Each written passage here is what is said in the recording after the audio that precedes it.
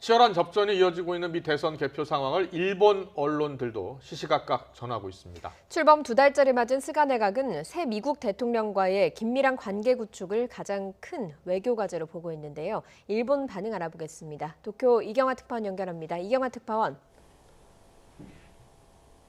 네, 도쿄입니다. 네, 일본 언론들이 보는 미국 대선, 어떻게 보도하고 있습니까? 네, 트럼프와 바이든 두 후보가 접전을 벌이고 있는 상황을 일본 언론들은 시시각각 속보를 통해 전하고 있습니다. 여론조사상으로는 바이든 후보가 우세했지만 뚜껑을 열고 보니 트럼프 대통령이 맹렬히 추격하고 있는 상황을 흥미롭게 지켜보고 있습니다. NHK 등 일본 언론들은 트럼프 대통령이 재선에 성공할 경우 일본과의 동맹 관계는 안정적으로 유지될 것으로 보면서도 주일 미군 방위비 분담금 협상 등에서 일본이 고전할 것으로 전망하고 있습니다. 볼턴 회고록에 따르면 트럼프 대통령이 현재의 4배를 넘는 9조 원 이상의 방위비 분담을 요구한 것으로 나타났기 때문입니다.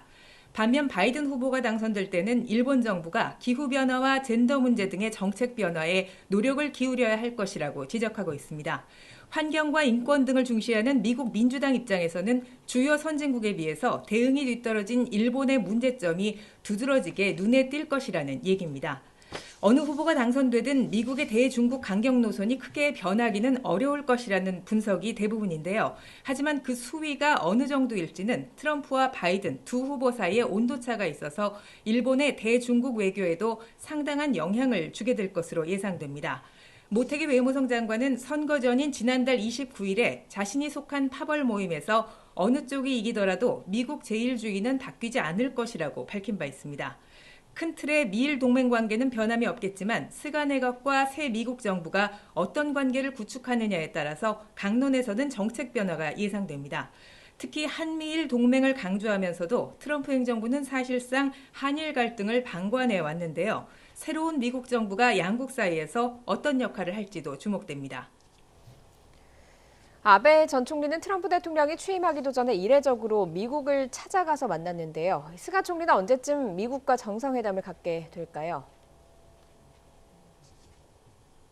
네, 일본은 그동안 미국 대선이 끝나면 아시아 국가 가운데는 가장 처음으로 미국 정상과 회담을 가져왔습니다. 지난 2016년의 경우 선거가 끝난 뒤에 당시 아베 총리가 이례적으로 트럼프 당선인을 미국까지 직접 찾아가 만난 것이 그 전형적인 사례라고 할 수 있는데요.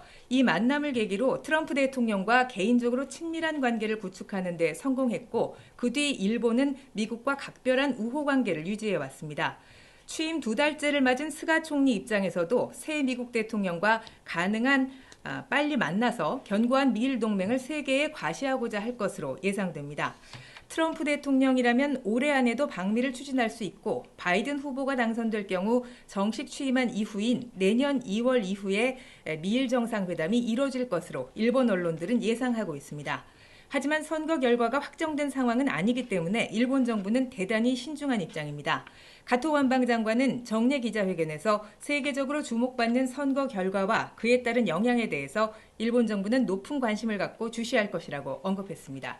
지금까지 도쿄에서 YTN 이경화입니다.